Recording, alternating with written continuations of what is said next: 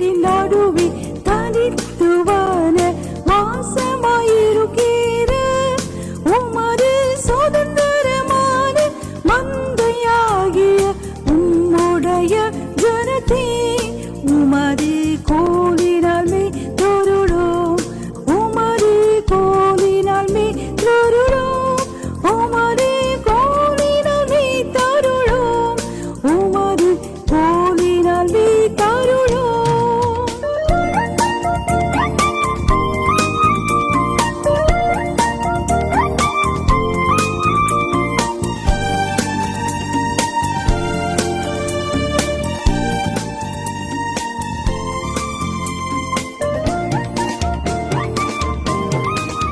கர்த்தர் நல்லவர். கிருபை இரக்கங்களுக்காக கர்த்தருக்கு ஸ்தோத்திரம்.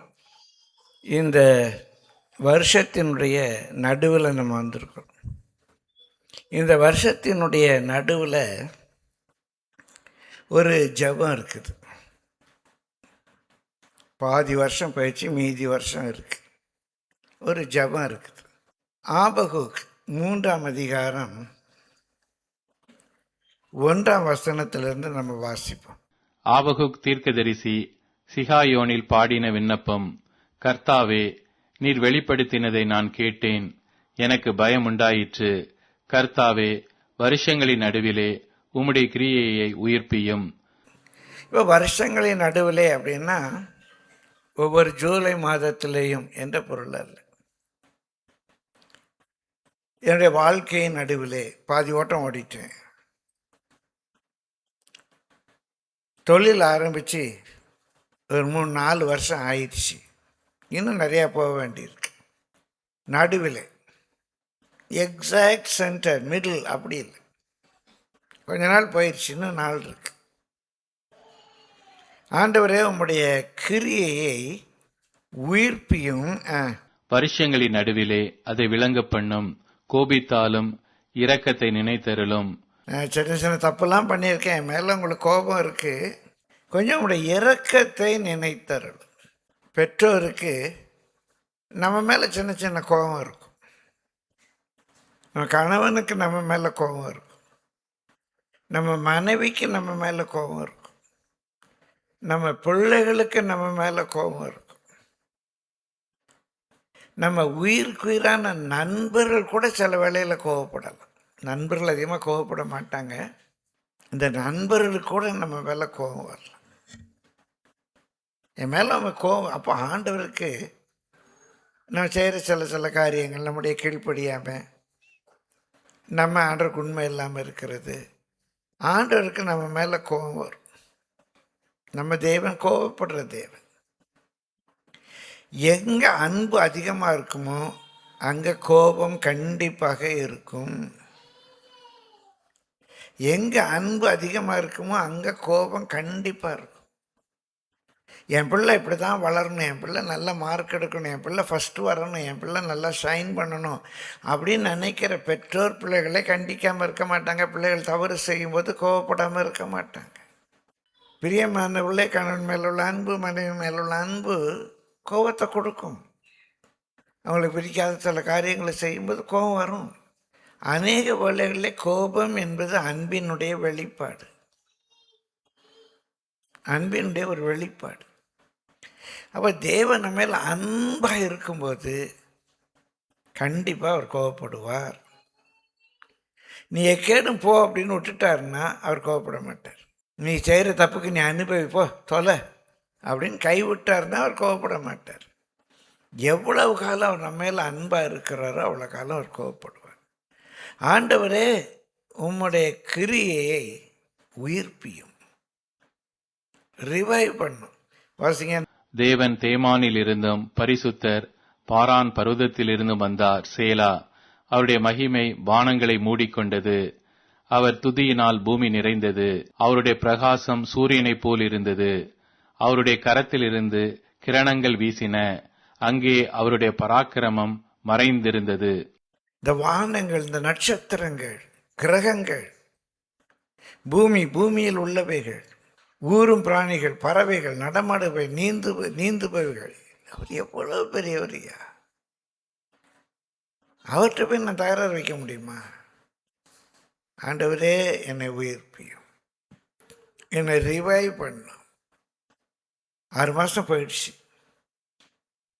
10 வருஷம் போயிடுச்சு, 50 வருஷம் வாழ்ந்தாச்சு. இன்னும் மீதி கொஞ்ச நாள் இருக்கு. இன்னும் ஒரு 30 வருஷம் 40 வருஷம். ஆண்டவர் என்னை ரிவைவ் பண்ணும், என்னை ரிவைவ் பண்ணும். பிஸ்னஸ் ஆரம்பித்து ஒரு 2 வருஷம் ஆச்சு, 3 வருஷம் ஆச்சு. உயிர்ப்பி ஆண்டவரே, குறைகள் குற்றங்கள் பலவீனங்களை மாறி. ஒரு சுருக்கமாக ஒரு 5 காரியங்கள் சொல்கிறேன், எழுதிக்கோங்க. நம்மில் அநேக ஒருவேளை ஆதி அன்பை இழந்திருப்போம்.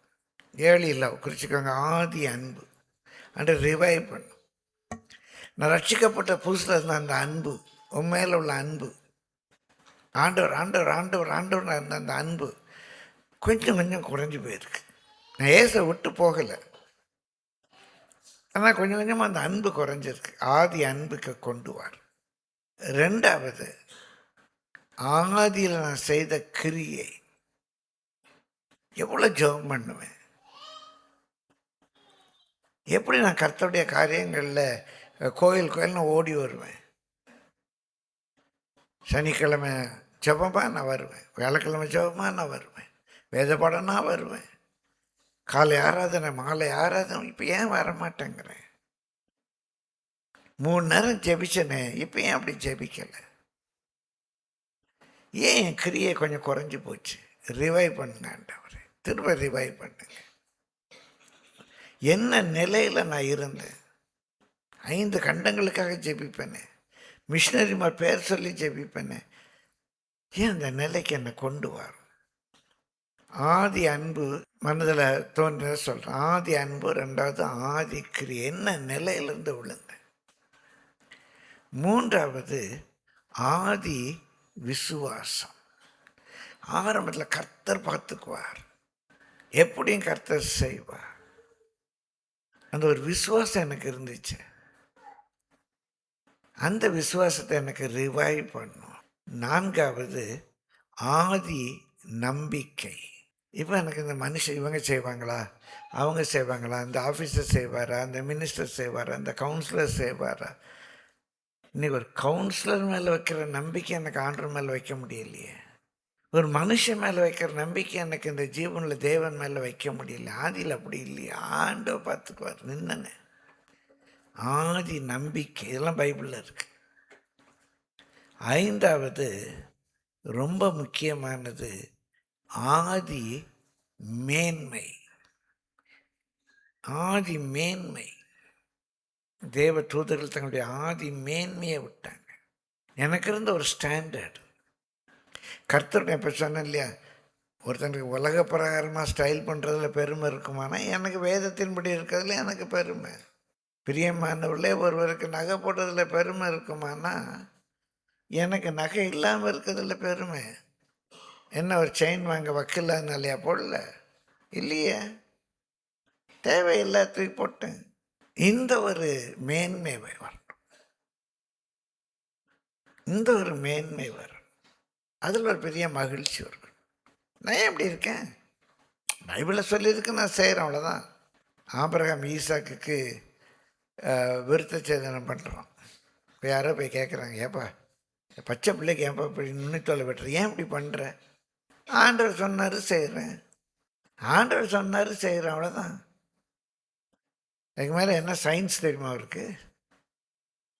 ஆண்டவர் சொன்னார் செய்கிறேன், செஞ்சுட்டு போயிட்டே இருக்கேன். பிரியமானவர்களே, ஆண்டவரே என்னை உயிர்ப்பியும். ஆதி அன்பு, ஆதி மேன்மை, ஆதி மகிமை, ஆதியில் இருந்த நெல்லை, ஆதியில் இருந்த நம்பிக்கை, ஆதி விசுவாசம், ஆதி கிரியை என்னை ரிவைவ் பண்ணும் ஆண்டவரே. உங்கள் ஜெபமாக இருக்கட்டும்.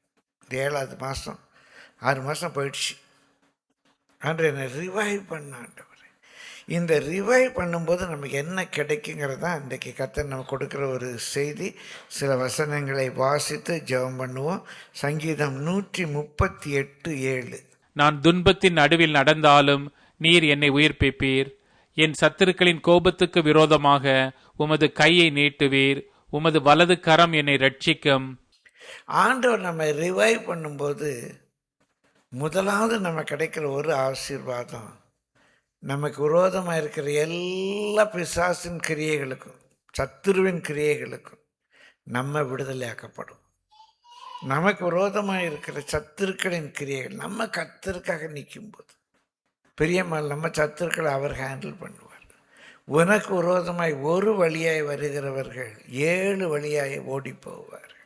நீங்கள் ஒருத்தர் 1000 பேரையும், என் கணவன் மனைவி 2 பேர், எல்லாம் அப்பா மக 2 பேர், அப்பா மகன் 2 பேர், 2 பேர், அண்ணன் தம்பி 2 பேர், நீங்கள் 2 பேர் சேர்ந்து ஜெபிச்சு 10,000 பேரை துரத்த முடியும். உண்மையில் எரிச்சலாக இருக்கிற வெட்கிழச்சி அடைவார். உன்னோடு கூட வழக்காடுகிறவர்கள் வெட்கப்பட்டு போவார். உன்னோடு போராடினவர்களை தேடியும் காணாதிருப்பாய். உன்னோடு உன்னை எதிர்த்து யுத்தத்துக்கு வருகிறவர்கள் இல் பொருள் ஆவார்கள். வாழ்க்கையில் அப்படியே நடந்திருக்கு. நீங்கள் மாத்திரம் கர்த்தர் பக்கம் நில்லுங்க. உங்களுக்கு விரோதமாக இருக்கிற எல்லா சத்துருக்கையும் கையில் நின்று கர்த்தர் உங்களை விடுதலையாக்குவார். நம்ம ரிவைவ் ஆகணும். நம்ம உயிர்ப்பிக்கப்படும்போது கர்த்தர் நம்ம கொடுக்குற முதலாவது ஒரு பெரிய மிராக்கிள். ஏன் தெரியுமா? நம்ம கர்த்தருடைய பிள்ளைகளாக இருக்கும்போது அநேக வேளைகளை நம்முடைய தவறின் நிமித்தமாகவே கர்த்தர் நமக்கு விரோதமாக அசிரியாவை கொண்டு வருவார், நமக்கு விரோதமாக பாபிலோனை கொண்டு வருவார், நமக்கு விரோதமாக அமலேக்கியர் எழும்புவார்கள். நம்ம கர்த்தருக்கு விரோதமாக இருக்கும்போது இன்றைக்கி சில சத்துருக்களை கர்த்தருடைய வாழ்க்கையில் அனுமதித்திருக்கிறதுக்குள்ள ஒரு காரணம், பிரியமானவர்களே, நம்மை கர்த்தர் திருத்துவதற்காக. நம்ம திரும்ப ஆதி நிலைக்கு உயிர்ப்பிக்கப்படும் போது, ஆரம்பத்தில் எப்படி இருந்தாலும் அப்படி இருக்கணும். இடையில கொஞ்சம் சோர்ந்து போயிட்டேன். சிஸ்டர் சாரான்னு ஜமா சொல்லுவாங்க, கோயிலில் முதல் வரிசையில் உட்காந்துருப்பாங்க, அப்புறம் கொஞ்சம் கொஞ்சமாக நடுவில் உட்காருவாங்க, அப்புறம் அப்படியே மெதுவாக பின்னால் உட்காருவாங்க, அப்புறம் அப்படியே போய் வெளியே நிற்பாங்க, அப்புறம் அப்படியே வெளியே போயிடுவாங்க. இப்போ பின்னால் இருக்கணும், நான் குறை சொல்கிறக்காக சொல்லலை, சாரவஞ்சமாக சொல்லுவேன். நம்ம சிலவில் அப்படி பின்வாங்கி போயிடும். பேக் ஸ்லைடிங் என்று சொன்னால் 100க்கு 100 கர்த்தரை விட்டு விலகுவதற்கு பேர் பேக் ஸ்லைடிங் இல்லை. 10 அதிகாரம் வாசித்தவங்க, டெய்லி 10 அதிகாரம் வாசித்தவங்க இன்னைக்கு 8 அதிகாரம் தான் வாசிக்கிறாங்க அப்படின்னா அவங்க பேக் ஸ்லைடு ஆகிட்டாங்க. 10 அதிகாரம் வாசித்தவங்க இன்றைக்கி 8 அதிகாரம் தான் வாசிக்கிறாங்கன்னா அவங்க பின்வாங்கிட்டாங்க, பேக் ஸ்லைடு ஆகிட்டாங்க.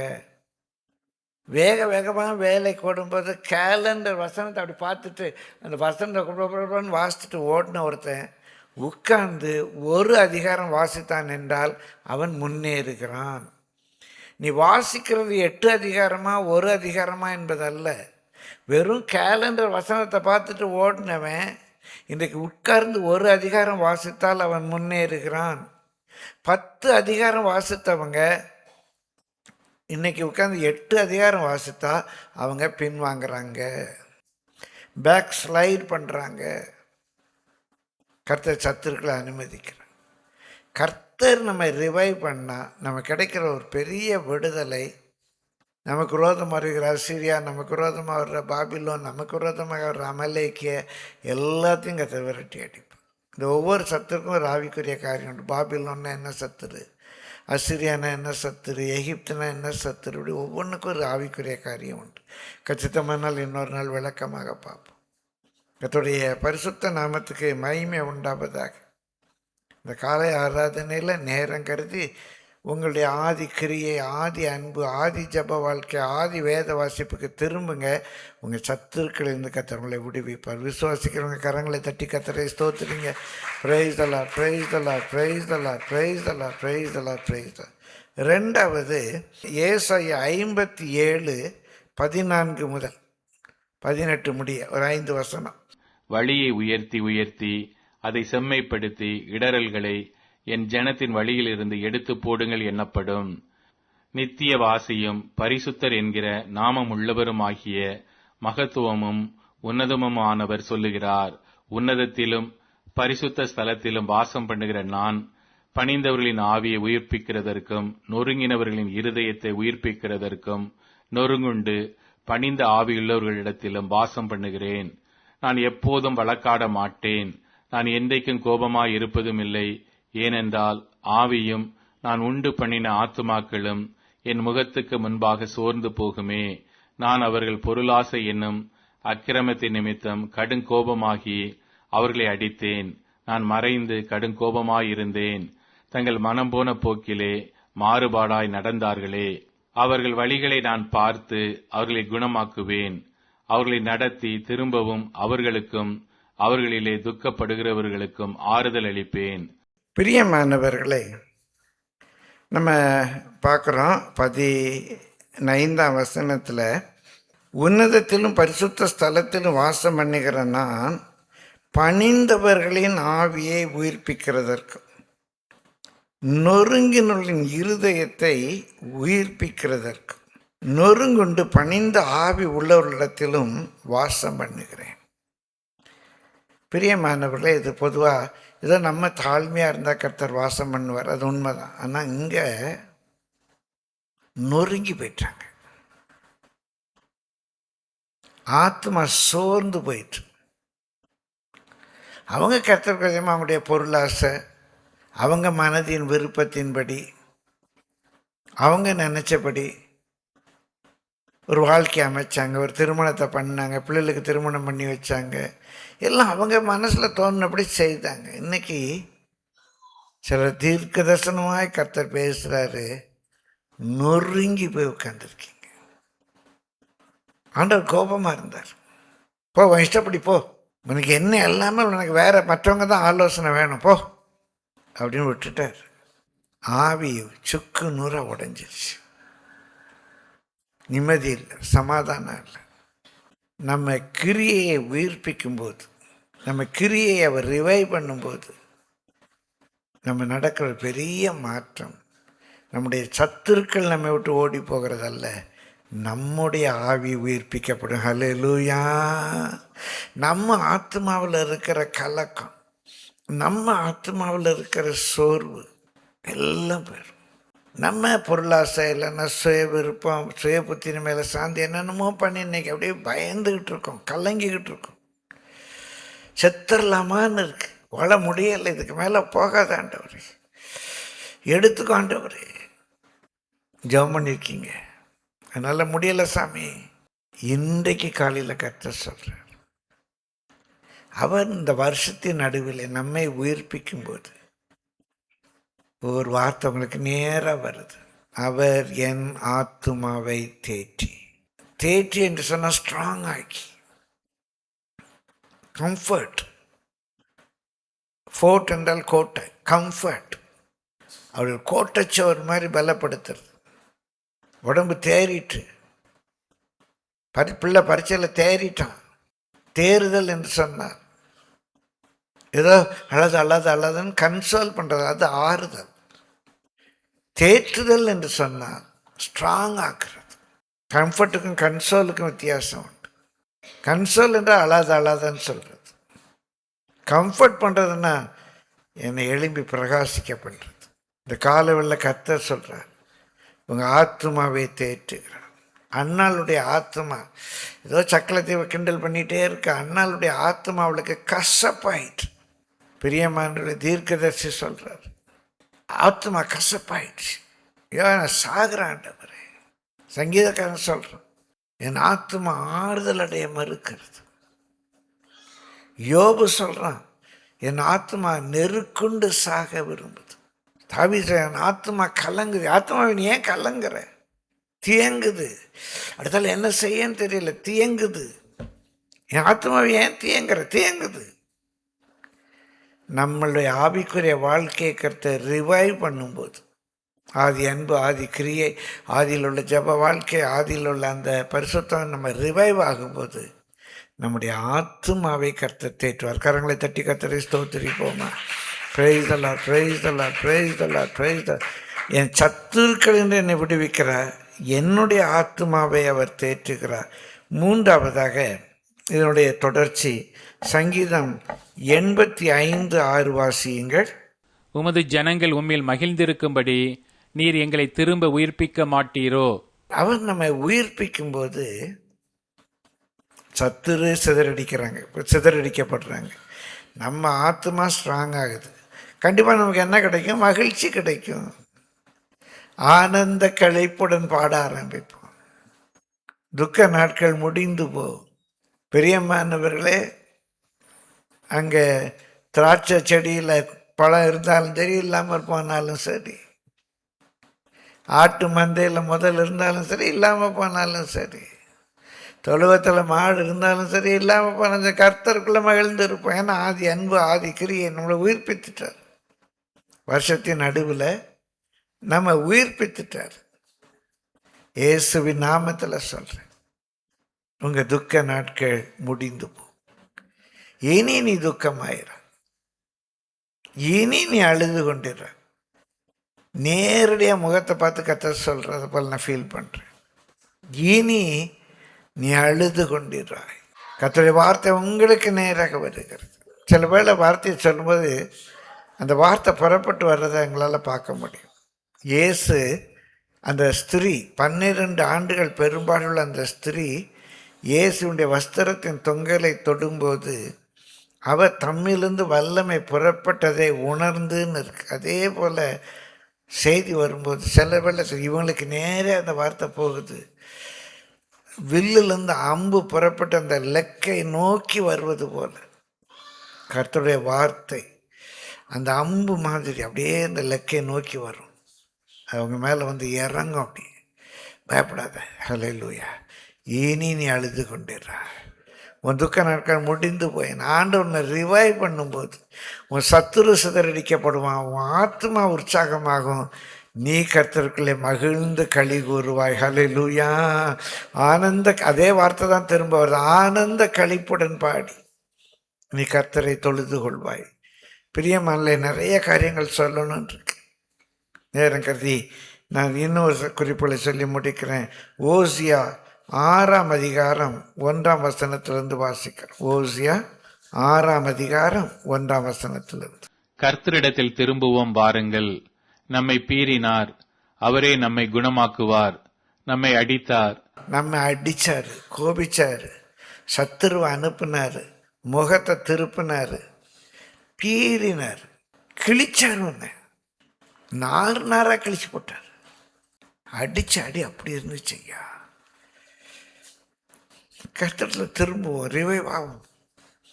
அவர் நம்மை பீறினார், நம்மை பீறினார், அவரே நம்மை குணமாக்குவார். இயேசுவின் நாமத்தில் சொல்றேன், அவர் உங்களை குணமாக்குவார், அவர் உங்களை குணமாக்குவார், அவர் உங்களை குணமாக்குவார். ஊராஷ்டிரன் அவர் தான் பீறினார், அனுமதிச்சார் இந்த அடியெல்லாம். அவர் உங்களை குணமாக்குவார். நம்மை அடித்தார், அவரே நம்முடைய காயங்களை கட்டுவார். 2 நாளைக்கு பின்பு அவர் நம்மை உயிர்ப்பிப்பார். 3ஆம் நாளில் நம்மை எழுப்புவார். பிரியமால், இந்த 2-3ங்கிறது எழுத்தின்படி 2-3 நாள் அல்ல, ஒரு வாரம், 2 வாரம், நம்ம திரும்புகிற வரைக்கும் வருஷத்தினுடைய பாதி மட்டுமா. இது கொஞ்ச நாள், 2-3 நாள். இந்த 2 நிமிஷத்தில் வரேன் அப்படின்னா சரியாக 120 செகண்ட் என்றால் இந்த 2 நிமிஷத்தில் வரேன்.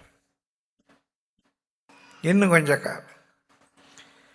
2 நாளைக்கு பின்பு அவர் நம்மை உயிர்ப்பிப்பார், 3ஆம் நாளில் நம்மை எழுப்புவார். அப்பொழுது நாம் அவருடைய சமூகத்தில் பிழைத்திருப்போம். அப்பொழுது நாம் அவருடைய சமூகத்தில் பிழைத்திருப்போம். அப்பொழுது நாம் அறிவடைந்து கர்த்தரை அறியும்படி தொடர்ந்து போவோம். அவருடைய புறப்படுதல் அருணோதயம் போல ஆயத்தமாயிருக்கிறது.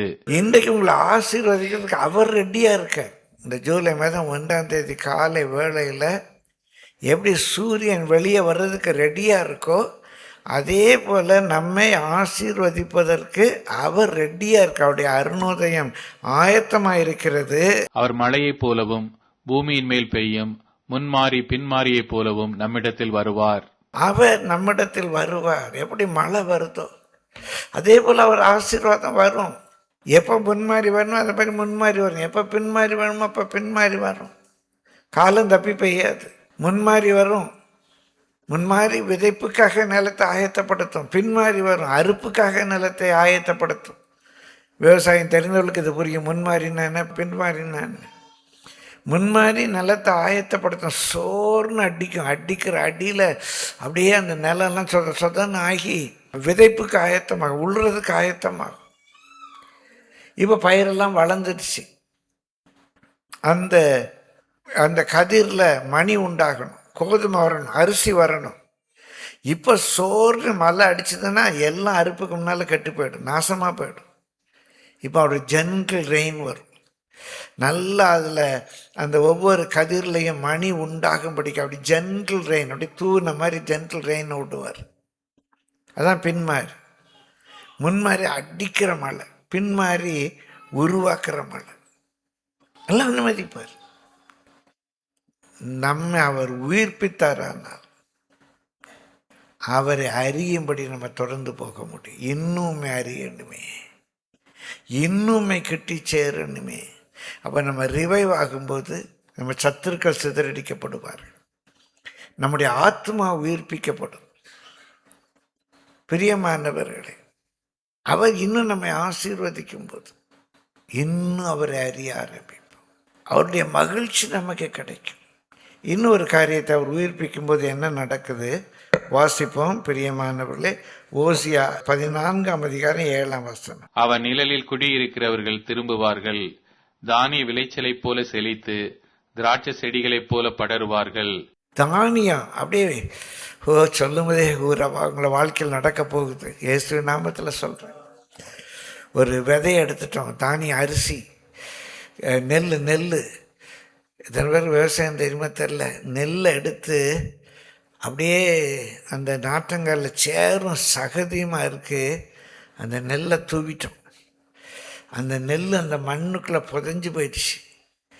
அந்த நெல் அந்த மண்ணுக்குள்ளே புதைஞ்சு போயிடுச்சு. மேலே சேரும் சகதியுமாக இருக்குது, மண்ணுக்குள்ளே புதைஞ்சு போயிடுச்சு. பிரியமானவர்களே, யாரும் ஒன்றும் பண்ண முடியாது.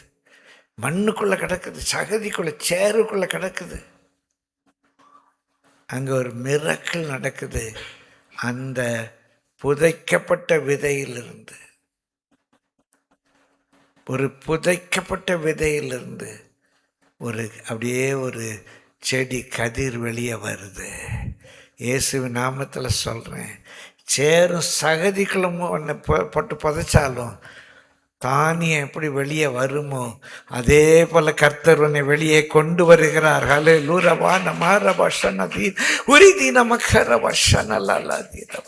கொஞ்சம் இமேஜின் பண்ணி பாரு, அந்த விதையை புதைச்சாச்சு. இப்போ அந்த விவசாயி ஒன்றுமே பண்ண முடியாது. விவசாயி அதை கீறுறான், விவசாயி அதுக்குள்ளேருந்து ஒரு தண்டை இழுக்கிறான். இல்லை, அங்கே ஒரு மிரக்கல் நடக்கு. புதைக்கப்பட்ட அந்த விதைக்குள்ளாக ஒரு மிரக்கல் நடக்கு. அது நேச்சுரல் என்றாலும் மிரக்கல் தான். அந்த நெல் இல்லைன்னா அந்த மாங்கொட்டை, அந்த மேலே இருக்கிற தோல் அப்படியே கிழியுது. மேலே இருக்கிற தோல் கிழியுது. அது அழியுது, அந்த உருவம் அழியுது. பிரியமான, யாரும் ஒன்றும் செய்யலை. இறைவனுடைய படைப்பு. அந்த விதை அழிந்து அந்த விதைக்குள்ளேருந்து ஒரு கதிர் உருவாகுது. நேச்சுரல் என்று சொல்கிறதே மிரக்கல் தான். அது பொதுவாக எப்போதுமே நடக்குமானால் அதை நேச்சுரல் என்று சொல்லுவோம். இயற்கைக்கு மேலாக நடக்குமானால் சூப்பர் நேச்சுரல் சொல்லுவோம். அவ்வளோதான் வித்தியாசம். ஆண்டவர் என்னை உயிர்ப்பிப்பார், ஆண்டவர் என்னை உயிர்ப்பிப்பார். என்ன அருமையாக இருக்கு பாருங்க. தேசல் ரிவைவஸ் த கார்ன், தானிய விளைச்சலை போல செழித்து. அவன் நிழலில் குடியிருக்கிறவர்கள் திரும்புவார்கள், தானிய விளைச்சலைப் போல செழித்து திராட்சை செடிகளைப் போல படருவார்கள். அவன் வாசனை லீபனோனுடைய திராட்சை ரசத்தின் வாசனையைப் போல இருக்கும். சில வேளையில் நான் திராட்சை தோட்டம் பார்த்ததில்ல, மாந்தோட்டம் போயிருக்கேன். அப்படியே மாந்தோட்டத்துக்குள்ளே போனால் அது இந்த சீசன். எங்கள் ஊரில் பாளையங்கோட்டில் வருஷம் ஜூலை மாதம் மாம்பழ சங்கம்னு வைப்பாங்க. இது ஆங்கிலேயர்கள் ஆரம்பித்தது. கிராமங்கள்லேருந்து எல்லோரும் மாம்பழம் கொண்டு வந்து மாம்பழ சங்கம் ரொம்ப நாங்கள்லாம் என்ஜாய் பண்ணுவோம். சர்ச்சில் நடக்கும்.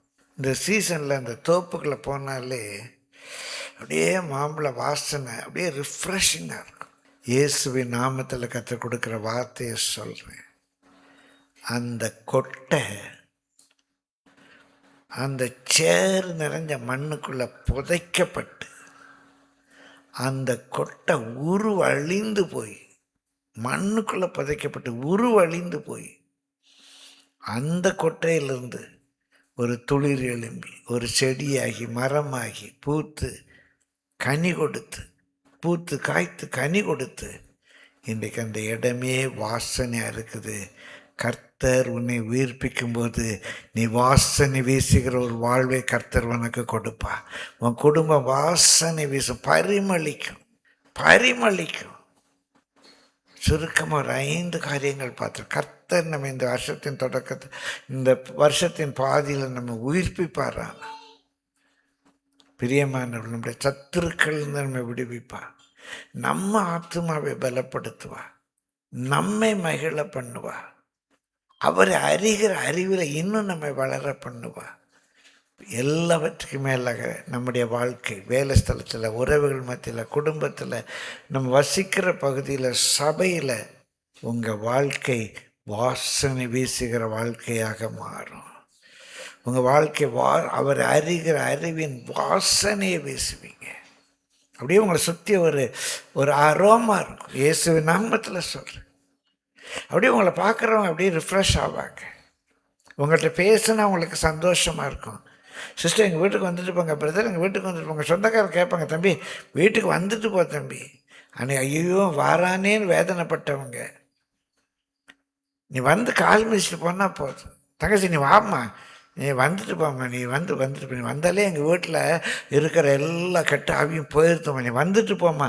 நீங்கள் சாட்சி சொல்லுவீர்கள் என்று இயேசுவின் நாமத்தில் சொல்கிறேன். கரங்களை தட்டி கர்த்தரை ஸ்தோத்திரிங்க. உங்கள் வாழ்க்கை இயேசு அறிகிற அறிவின் நறுமணம் வீசுகிற வாழ்க்கையாக மாறும். ஒரே ஒரு ஜெபம் பண்ணுங்க, ஆண்டவரே எங்களை உயிர்ப்பியும். என்ன ரிவைவ் பண்ணும்? முதல்ல ஒரு 5 காரியம் சொன்னேன். என்னத்தில் ரிவைவ் பண்ணணும்? ஆதி அன்பு, ஆதி கிரியை, ஆதி விசுவாசம், ஆதி நம்பிக்கை, ஆதி மேன்மை. என்ன ரிவைவ் பண்ண நம்ம ஜெபம் பண்ணுவோமா?